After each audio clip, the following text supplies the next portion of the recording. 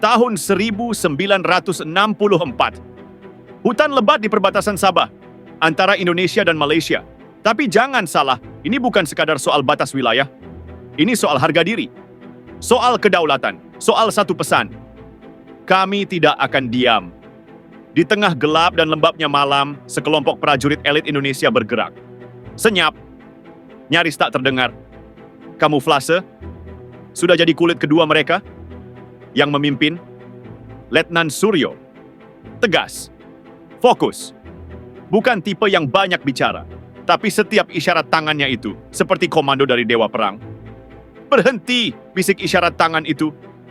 Di kejauhan, samar-samar cahaya dari pos musuh. Dua penjaga Malaysia sedang ngobrol. Entah bahas apa, mungkin cuaca, mungkin juga mereka kira malam itu biasa-biasa saja. Sayangnya, mereka salah besar. Satu-satu pasukan Kopassus merayap maju. Bayangan yang menyatu dengan malam. Tanpa suara, tanpa ampun. Dua prajurit Indonesia bergerak cepat dan dalam sekejap, dua penjaga tumbang. Tak ada elam, tak ada tembakan. Hanya senyap yang lebih dalam dari kematian itu sendiri. Lalu mereka masuk ke dalam kompleks. Barak kayu, menara pengawas, radio yang sibuk menyuarakan laporan. Suryo hanya tersenyum, tipis. Sebentar lagi semua itu tinggal sejarah. Joko, anak muda yang tangannya lebih cepat dari pikiran, tempelkan bahan peledak ke generator. 2 menit, boom, lampu padam. Kepanikan pun mulai. Tentara musuh berhamburan, gelap, bingung, takut. Tapi musuh yang tak kelihatan jauh lebih menakutkan. Kopassus, mereka bukan sekadar prajurit. Mereka bayangan, mereka petir dalam sunyi. Setiap tembakan mereka, tepat sasaran. Setiap gerakan, efisien. Granat dilempar. Barak terbakar. Radio hancur. Persediaan amunisi meledak. Dalam waktu tak sampai sejam, pos itu jadi puing-puing. Musuh yang tersisa hanya bisa merangkak. Dan Kopassus, mereka sudah menghilang sebelum matahari terbit. Tak ada jejak, tak ada bukti. Malaysia dan Inggris murka, tapi mereka tak bisa apa-apa. Mau nuduh siapa buktinya? Nihil. Inilah perang bayangan. Dan Indonesia menunjukkan kelasnya. Tapi kita harus jujur, ini bukan sekadar soal militer. Ini soal politik, soal harga diri bangsa yang kadang terlalu lama diremehkan. Sering dianggap sebelah mata, dibilang lemah, dibilang tertinggal. Tapi justru di sunyi seperti inilah Indonesia bicara paling keras. Kita tidak haus perang, tapi jangan sekali-kali sentuh tanah kita dan berpikir kami akan diam. Letnan Suryo dan timnya, mereka bukan cuma tentara, mereka simbol perlawanan. Ketika negara-negara besar sibuk pasang propaganda, Indonesia menjawab dengan aksi. Dengan ketegasan, dengan keberanian, dan kadang dengan pengorbanan yang tak pernah masuk buku sejarah resmi. Kita tidak anti asing. Tapi jangan anggap kami bisa dipermainkan. Jangan pikir kami cuma penonton di panggung global. Kita punya prinsip dan kita pegang itu erat. Di medan seperti Kalimantan, hutan pun jadi sekutu. Dan yang datang dengan niat buruk, pulang dengan trauma. Dan itulah peringatan. Buat siapapun, jangan remehkan Kopassus. Jangan remehkan Indonesia. Karena kalau kami bergerak, kami tak banyak bicara. Di balik meja-meja konferensi, para elit dunia berbicara soal perdamaian, kerjasama, kestabilan kawasan. Semua terdengar indah, terdengar bijak, tapi di balik senyum itu, ada peta, ada tambang, ada laut, ada kepentingan. Dan seringkali Indonesia dengan hutan, tambang nikel, laut Natuna, Selat Malaka jadi incaran empuk. Mereka bilang, ayo kita bentuk aliansi baru. Tapi jangan lupa tanya dulu. Siapa yang untung? Siapa yang disuruh jaga laut? Siapa yang pasang radar? Siapa yang akhirnya cuma jadi pangkalan logistik? Dan kita masih terlalu sering jadi penonton. Masih terlalu sering segan bicara keras. Padahal kita punya sejarah panjang menampar wajah penjajah dengan diam-diam. Dari Papua sampai perbatasan Malaysia, Indonesia tahu caranya bertindak tanpa banyak ribut. Tapi sekarang, perang bukan hanya di hutan. Perang itu di kabel bawah laut, di satelit, di kebijakan ekspor, di tambang-tambang nikel yang katanya untuk transisi energi. Tapi siapa yang beli murah? Siapa yang produksi baterai? Bukan kita, padahal yang gali tanah kita. Ironi, jelas. Tapi ini bukan waktunya main aman. Kita harus bilang terus terang, Indonesia bukan sekadar pasar. Bukan ladang investasi yang bisa diobral. Kita bukan kuli global, kita bangsa pemilik. Dan saat negara besar ribut soal siapa penguasa Laut Cina Selatan, kita perlu berdiri, bukan sekadar netral, tapi tegas. Jangan sentuh zona ekonomi eksklusif kami. Jangan ganggu nelayan kami. Dan jangan kira kami diam itu artinya takut. Ingat, kita pernah punya konfrontasi. Kita punya TNI yang paham hutan lebih dari tentara manapun.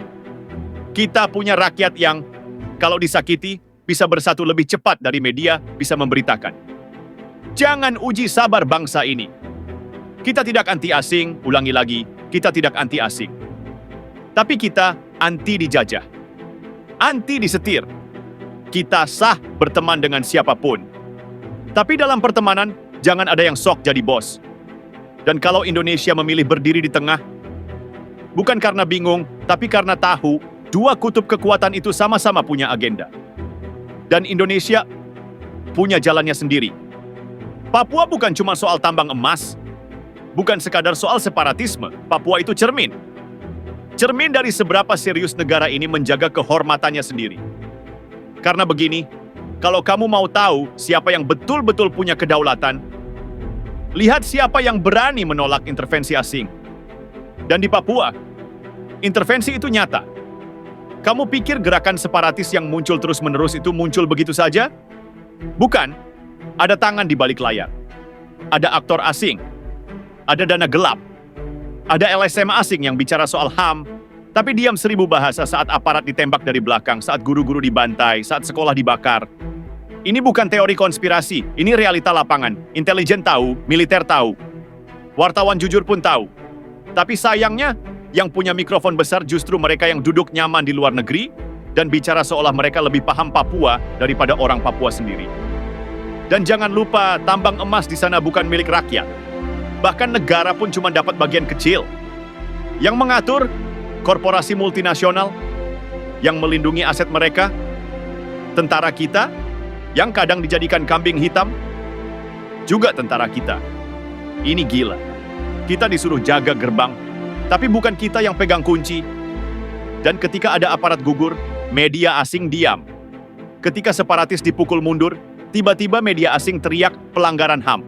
Tolong, jangan ajari kami soal HAM kalau kalian sendiri diam saat warga sipil Indonesia dijadikan tameng. Jangan ajari kami soal keadilan kalau kalian hanya bicara saat investasi kalian terganggu.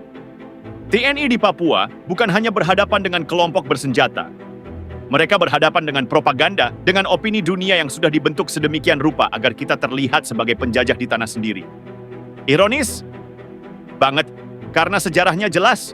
Papua adalah bagian dari Indonesia, dari Sabang sampai Merauke. Tapi propaganda itu bekerja.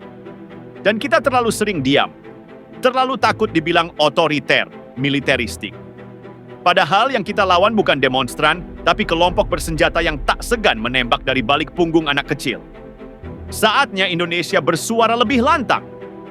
Saatnya kita punya keberanian untuk membela diri di forum internasional. Jangan hanya kirim delegasi, kirim data, kirim bukti, kirim pesan. Kami bangsa berdaulat.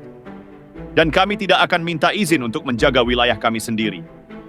Papua bukan ruang tawar-menawar diplomasi. Papua adalah tanah tumpah darah. Dan setiap jengkalnya harus dijaga, bukan hanya dengan senjata, tapi juga dengan keberanian politik, keberanian bersikap, dan keberanian melawan opini yang dibentuk oleh mereka yang tak pernah pijak tanah Papua. Dan pada akhirnya, semua ini kembali ke satu pertanyaan sederhana. Kita ini bangsa merdeka atau cuma tampak merdeka? Karena kalau kita masih takut bersuara, kalau kita masih ragu membela diri sendiri karena khawatir dicap otoriter oleh mereka yang bahkan tidak paham sejarah kita, maka kita bukan sedang menjaga demokrasi. Kita sedang menukar harga diri dengan tepuk tangan palsu. Kita tidak butuh pengakuan dari mereka yang punya kepentingan terselubung.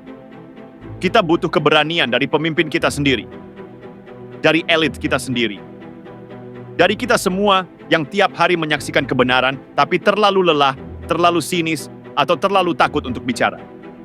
Kita tidak boleh diam, karena setiap kali kita diam, ada narasi yang dibentuk. Ada stigma yang tumbuh, Dan ujung-ujungnya kita dipaksa minta maaf di tanah kita sendiri.